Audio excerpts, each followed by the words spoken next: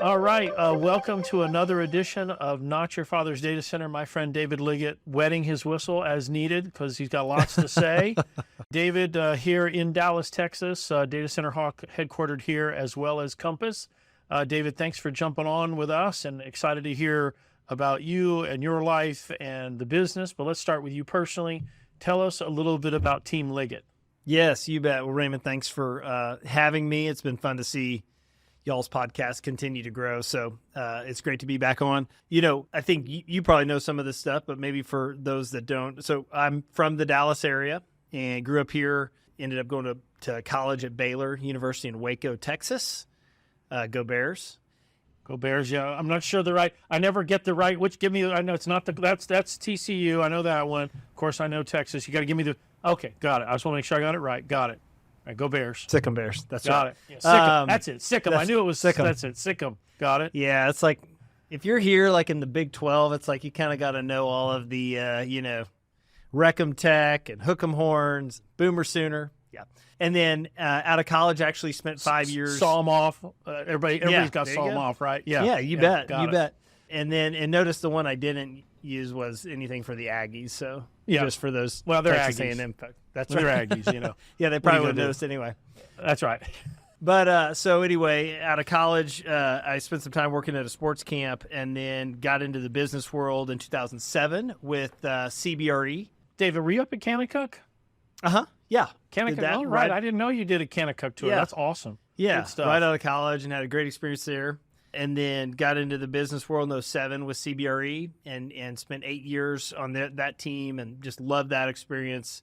Great group of people and that's where I learned the data center business. Was Brant on the team? Was he on the team back then? Yeah, he came in, I think in 2011 maybe. So I was there for 4 or 5 years with another group, and then he came in and had a great experience working with him, learned a lot from him, and I think those that know him in the industry would agree he's just such a great person too. Yeah, great human being. Yeah, wonderful. Yeah. Guy.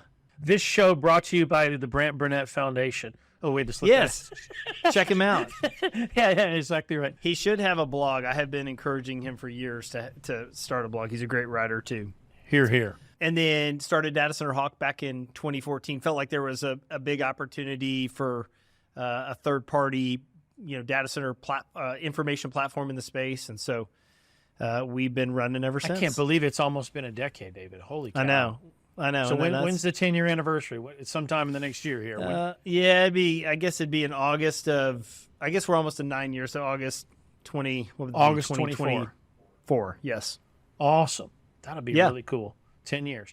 All right. Well, what an awesome decade. What a fun time to be an entrepreneur. What a cool space to be an entrepreneur in. That's right. Tell us a little bit, because I know things changed for you guys here in the last year. So talk with us a little bit about what's changed at Data Center Hawk and what the future looks like, and then we'll get into the business itself a little. Absolutely, yeah. So one of the most exciting things over the last year that's happened to our company is we were acquired in July of 2022 by a holding company called Simplify Compliance. Now, for those in our space, they wouldn't know that name, but a name they would know is Fiber Locator. So this is the same holding company that owns Fiber Locator. And so we were purchased by them, and it's been just such a great experience, a great process. They've given us, we have access to more capital to go put more, resources in different markets and strengthen our team here in Dallas. And so we are actively growing our team, not just here in Dallas, but also in, across really the world, which is really fun. So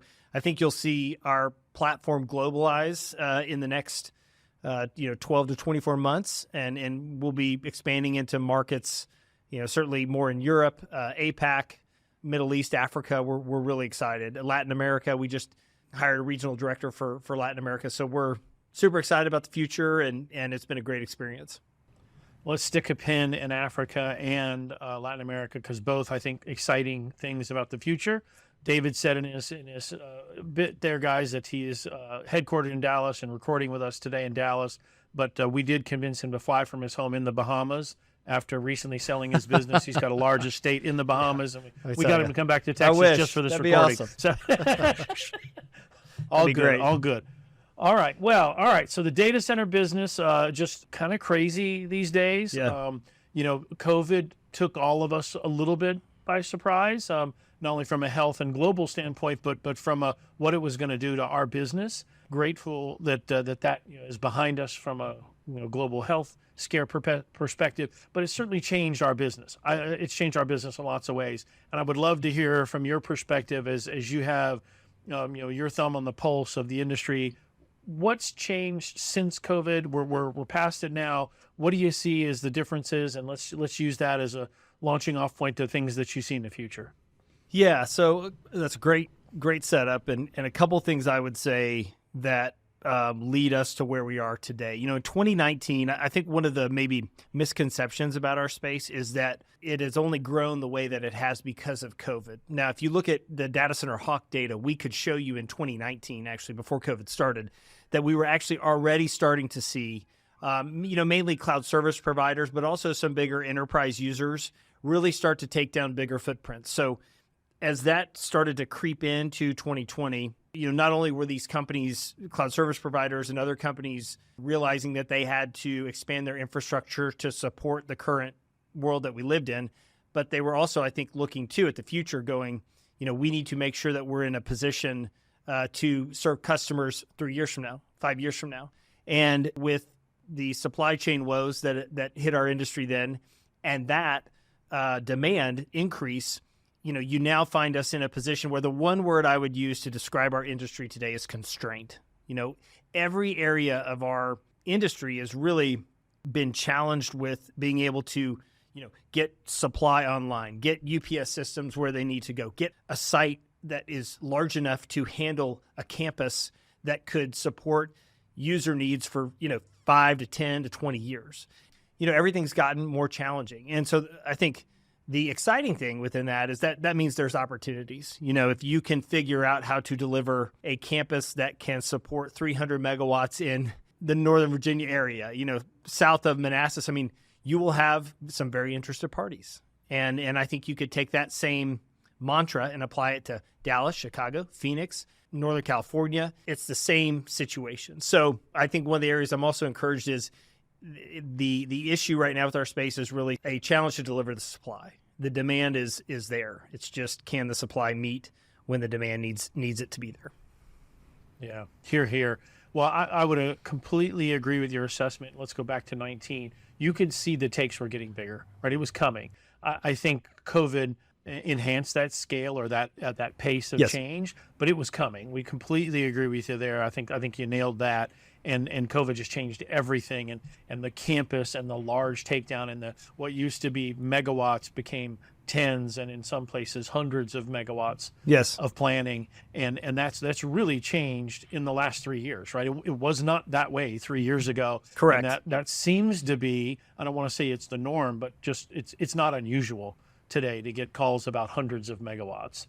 And then totally different. And then You're right. The downstream impact that you described, right? That changes everything, right? It's enough concrete, enough workers, enough PDUs. Everything in the system has to get built and delivered, and it did it at such a scale that the industry, I feel like, is catching up now, but had a big, oh my goodness, everything's changing. And oh, by the way, it all changed at the same time that we had the worst global supply chain constraint in my professional career, right? So you get those two problems and lots of smart people and lots of hard workers. And I think you used the word constraint. Still, our industry feels the constraint, but I feel like at least everyone knows what the problems are, has a plan in place, is working on a fix. We're working in the right direction, but man, it was tough.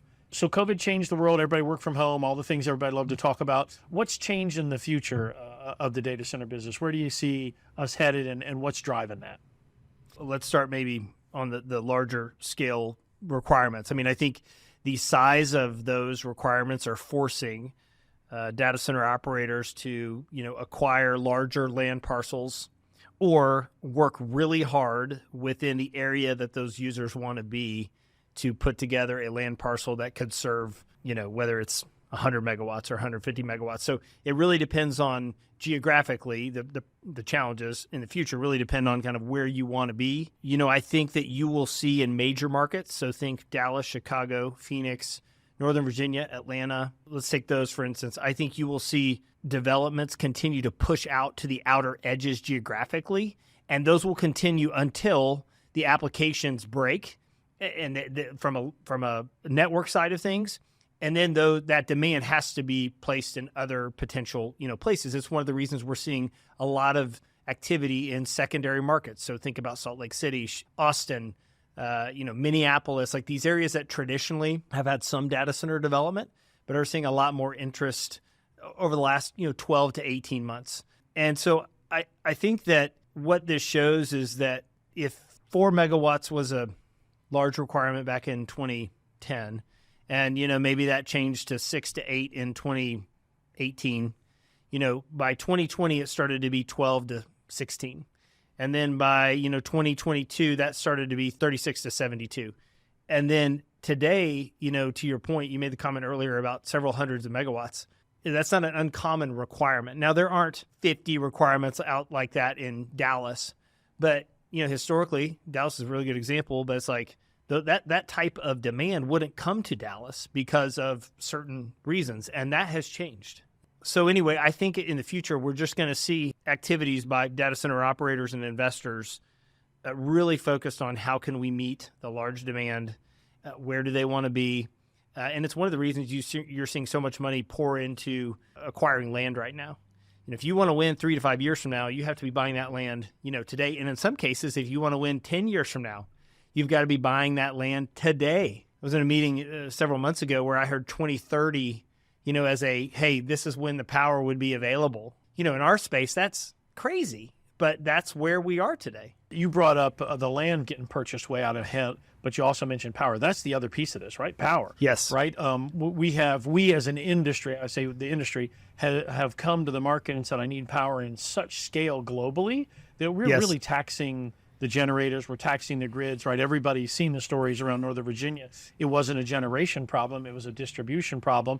And we're now making those large power requirement requests years and years in advance to go with the land. Yeah, it's definitely, that scale change has changed the power dynamic. Yeah, and one thing I would say that for maybe those that aren't in the space listening, historically, if I go back to like 2015, if someone was buying land to do a data center development, you'd acquire the parcel, you do the site selection work, and you just make sure with the power company that you could get 30 megawatts or whatever the power is. But it was in the 20 to 40 megawatt range. Let's say that was the power analysis. Now I think the power analysis is, looking at certain areas from a generation perspective and going, hey, if we put our resources in this region, can this region support power generation of X over the next 10 to 20 years?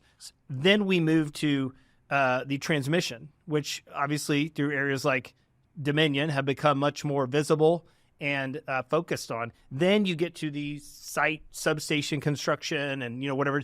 And so it's almost like the analysis, the due diligence has gone further up the scale because, to your point, the sizes are so large. Once you put that capital in a market, it's there. It ain't coming out. Yeah. So you got to make sure that you can grow the way you want to. Absolutely. Well, we couldn't agree with you more. It's interesting to hear because you have such more of a broader market view than we do. But man, absolutely, land years in advance now, and power due diligence and power analysis years and years in advance, and close collaboration with the generators. You described it perfectly. All right, so what's driving all this, right? When do we get to what was the great Arnold Schwarzenegger movie? I'm drawing a blank. Terminator. When do we get to where the computers take over the world and we don't need humans anymore? How far away are we from AI and ML killing us all? Seems like that's being talked about more and more now, almost every day. So I kind of keep looking over my shoulder to make sure I'm safe. But I keep reminding folks that our data centers have off switches. I mean, we can just turn them off. But go ahead. I don't want to stop the hysteria. I know there's lots of worry out there. That's funny. Well, I think anyone that's gone to a data center conference over the last 5 years, you've heard words like 5G and edge and the autonomous cars and AI. That this is going to be the next round of infrastructure needs, and I think several of those technologies have probably underperformed the expectations, or at least the amount that the industry has talked about them. Wait a minute. Internet of Things is changing everything. Stop. Yeah, sure. We're going to have data centers on every corner. That's right. Of course. But I think that AI is a really good example of probably one of the first technologies that I would look at and say, hey, there's some real, strength behind this. And I don't even think we know what that is just yet, especially as some of these technologies become more consumer, friendly. I think that we are, probably just scratched the surface from an infrastructure perspective. And we can tie certain development projects and transactions in the market back to, specific AI requirements that are driving that demand, and this is not the Bitcoin type of demand that doesn't have infrastructure redundancy needs or, anything like that. I mean, this is, high density compute that needs to be in, major locations. And so that's one of the things that we've seen really push up the absorption numbers over the last, 2 to 3 quarters has been the continual adoption of AI, both from, as I mentioned, a consumer perspective, but also from a business standpoint. I think businesses are getting smarter about how can we use AI to save us time. If you look on LinkedIn, you can scroll through, there's different industries that have, put, hey, here's how financial companies should use AI. Here's how a insurance company should use that. And so I think the light is coming on to a lot of people related to how they can use AI in their business and even personally. Yeah, I've been amazed. You mentioned LinkedIn. I'll see those lists, the top 10 apps your business needs for AI. First of all, I didn't know there was 10, much less the top 10. I mean, all the things you can do that are AI enabled, have some AI back end.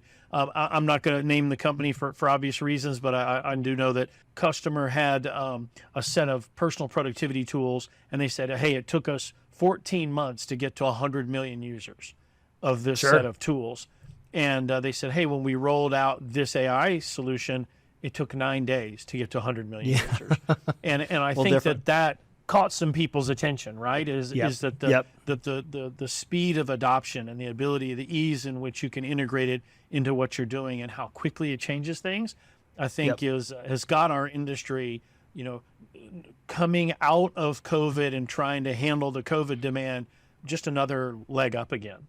So here, AI and what it's doing to enable businesses of all sorts and the back end to drive it, an incredible driver for our industry. You mentioned Latin America and Africa. I will tell you from a Compass perspective, we have projects going in both continents, both parts of the world. Would love to hear your take about what you're seeing down there in both places. Well, I should say down for South America and over for Africa. What are you guys seeing? I'm glad you mentioned, I think before we got on, about that you're already hiring in both places. So we'd love to hear about that and hear about what growth you see. Yeah. Typically we say, and I can't prove this with data, that the U.S. data center market is, we would say 2 to 3 years kind of ahead of what's happening in Europe. And then we'd say the European market's probably a year or two ahead of what's happening in APAC. And then I would take like a Latin America and an Africa and say, hey, these are, in the next kind of rung of maturity and activity that's happening from a development perspective of interest for cloud service providers, for other hyperscale users, for enterprises that want to provide better solutions to these regions. I mean, I think one of the things that we need to remember in the U.S. is how big these areas are, Latin America, Africa, how many people from a population perspective, live in these locations. And, with that density of people comes business opportunities. And I think that's one of the reasons that you're seeing a lot of these groups look at how to mature their infrastructure footprint in, these locations. Now, it comes with a challenge. Some of the way I think some of these companies think is, hey, we've got $100 million, $200 million, whatever the amount of money is, $500 million that we're going to put somewhere. And so we've got to de-risk,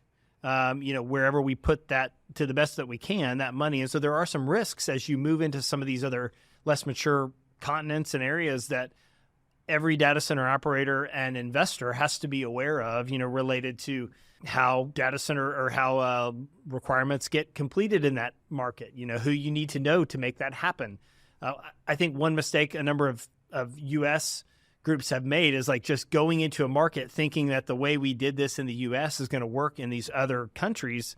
And I think most of us would look back at that and go, there's probably a better way. You really need to understand the culture and the groups that are there and why they're there and where they are, and really probably work with someone in those countries to better your footprint there. And I think that's one of the reasons you've seen a number of acquisitions certainly in those two regions over the last 12 to 24 months, because people go, hey, we want to get mature here.